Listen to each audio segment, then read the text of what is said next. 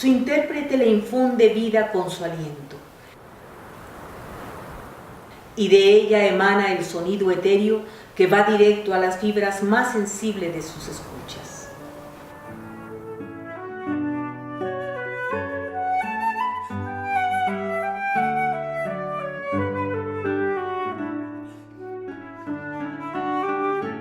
La génesis de la flauta transversal no se conoce, pero hay quienes dicen que llegó por aquella ruta de peregrinar constante, por donde nos vino la seda, las especias, ideas y filosofías, poesía y música.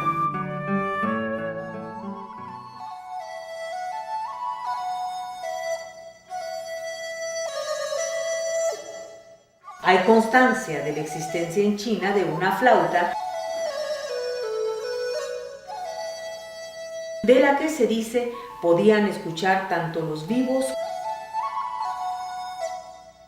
como los espíritus.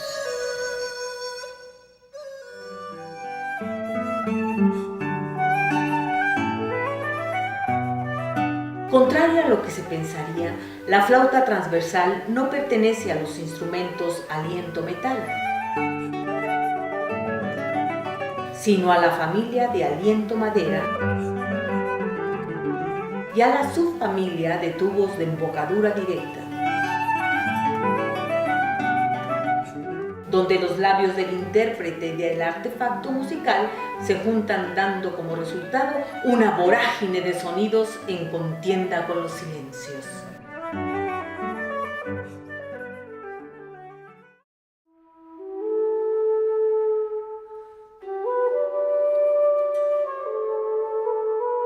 Hay quienes afirman que la flauta transversal era desconocida en la Europa dominada por el aislamiento, la superstición y la guerra,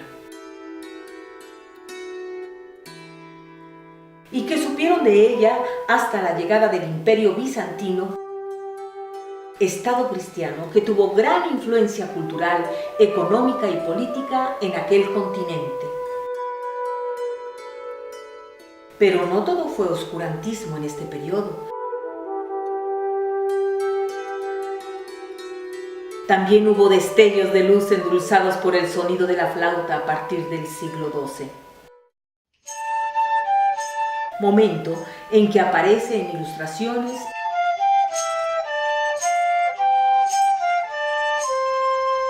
y poesías cantadas.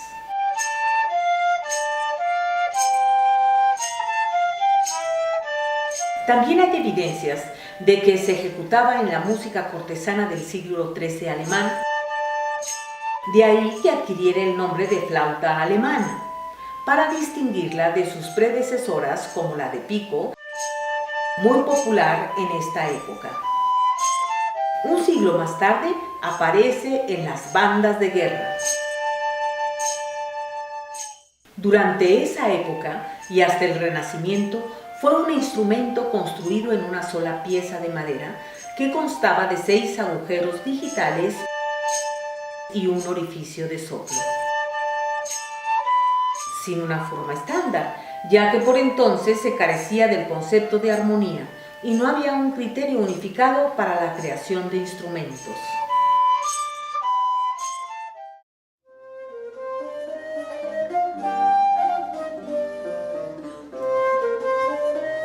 Con la creación de la imprenta en el Renacimiento, proliferaron los textos que trataban sobre la flauta alemana, dando información detallada acerca de su funcionamiento y la forma en que se venía construyendo desde la Edad Media.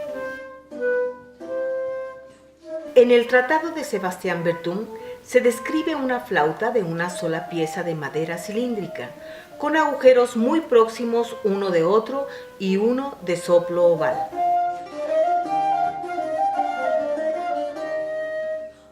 Tenía una longitud aproximada de 60 centímetros y alcanzaba 2 octavas de extensión, es decir, la sucesión de 8 sonidos en un registro grave, repitiéndose en un agudo.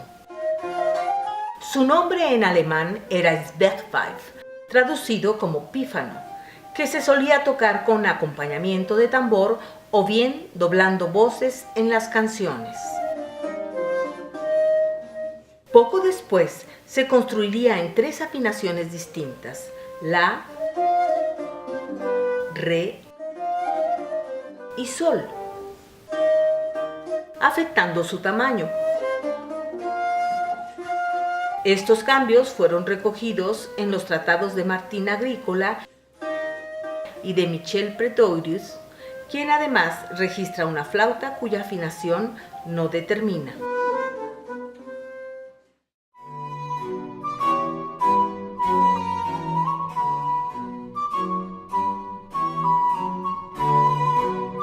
Es en el barroco cuando la flauta recibe el nombre de traverso y llega el afán del hombre por reformar y mejorarla.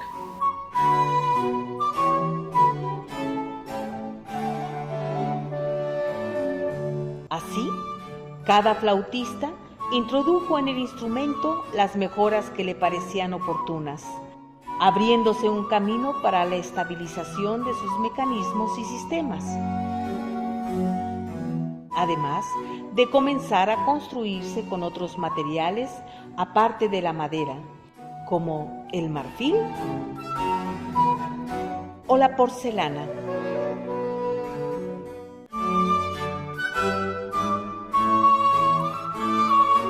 Los modelos más conocidos de traverso durante el siglo XVII son los de Jacques-Martin Hotteterre.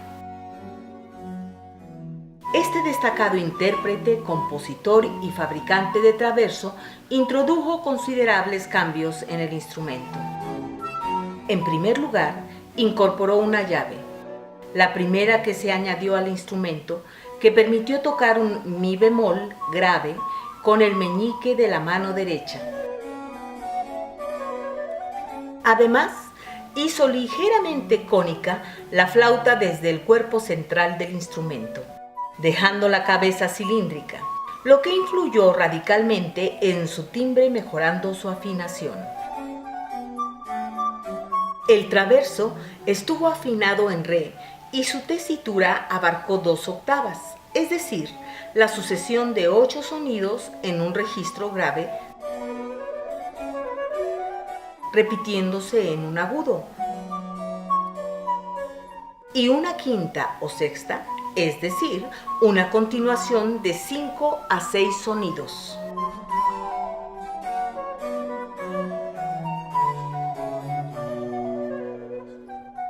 Para el siglo XVIII, la mayoría de los traversos estuvieron construidos en 3 piezas: cabeza, cuerpo y pie.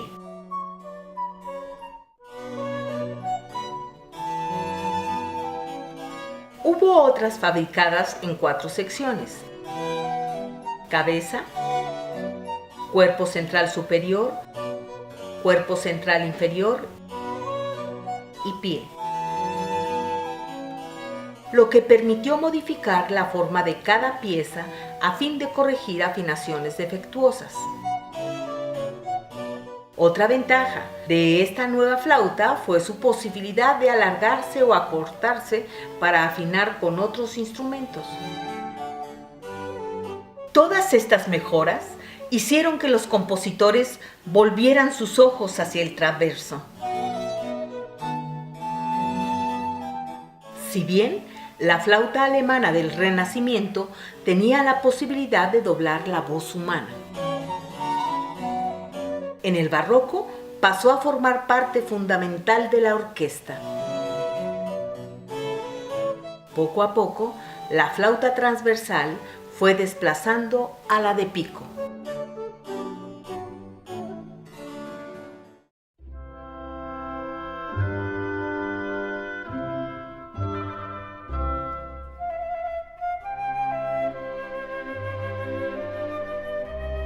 Es en el neoclásico que la flauta comienza a llenarse de llaves.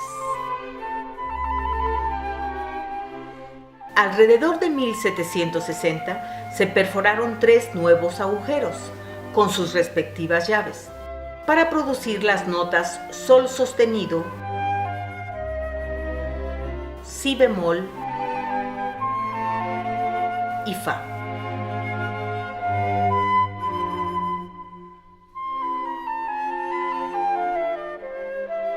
Esta innovación parece haberse debido a los londinenses Florio, Gedney y Potter, quienes las incorporaron para facilitar la emisión de las notas cuyas digitaciones cruzadas o complicadas producían sonidos débiles y de mala afinación.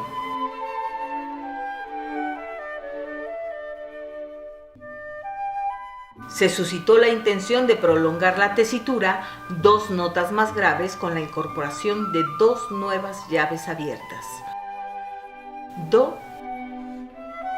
y Do sostenido. Con estas modificaciones, el instrumento ganó tesitura, por lo que tuvo una influencia inmediata en la composición musical.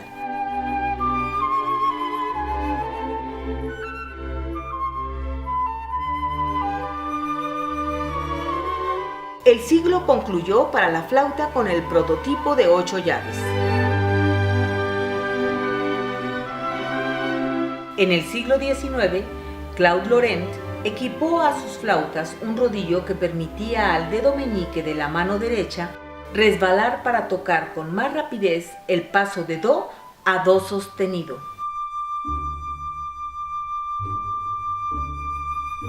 Posteriormente, Frederick Nolan patenta las llaves de anillos. Estas permitían accionar una llave que cierra algún agujero distante. Y en 1810, George Miller construye las primeras flautas de metal. La flauta clásica llegó a ser más brillante que la barroca.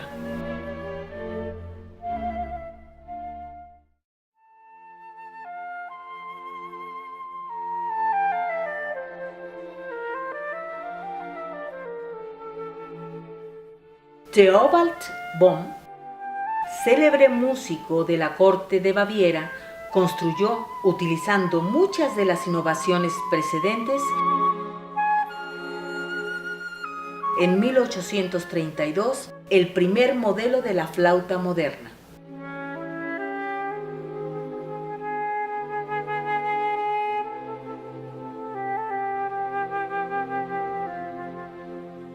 Y en 1847 creó el modelo definitivo de flauta en una aleación de latón y plata.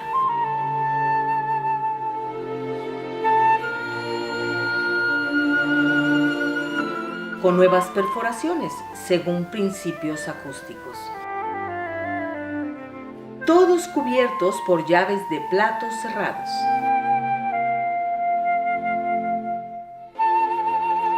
También modificó la forma y el tamaño del agujero de soplo. Esta flauta se expandió rápidamente a lo largo del siglo XIX.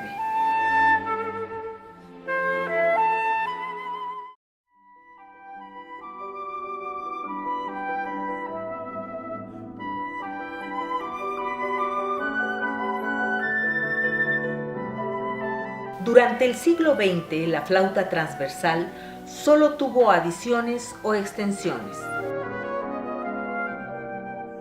pero no fue rediseñada. La juntura de la cabeza es cerrada por un corcho. Los materiales más comunes para su construcción fueron la plata esterlina, el níquel color de plata, el platino, la euromite y el titanio. Se empleó un mecanismo de mi partido, haciendo esta nota más estable en el agudo y facilitando su ejecución. Alexander Murray, junto con Jack Moore, incorporan la llave de Gizmo, que permite cerrar el agujero de si grave, ubicado en algunos pies de la flauta transversal. Y también facilita la ejecución del do de la cuarta octava aguda, dándole una mejor afinación.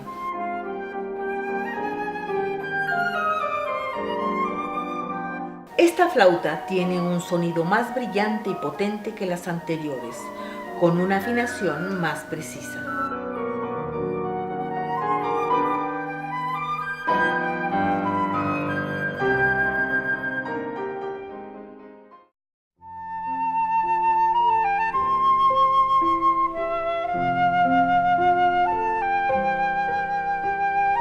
La flauta transversal, un instrumento muy apreciado por el hombre, tuvo una etapa primitiva con un sonido bajo y oscuro y un registro sonoro escaso. No obstante, enamoró al oído de los melómanos y logró que los compositores explotaran su gran potencial para fortuna de la música universal.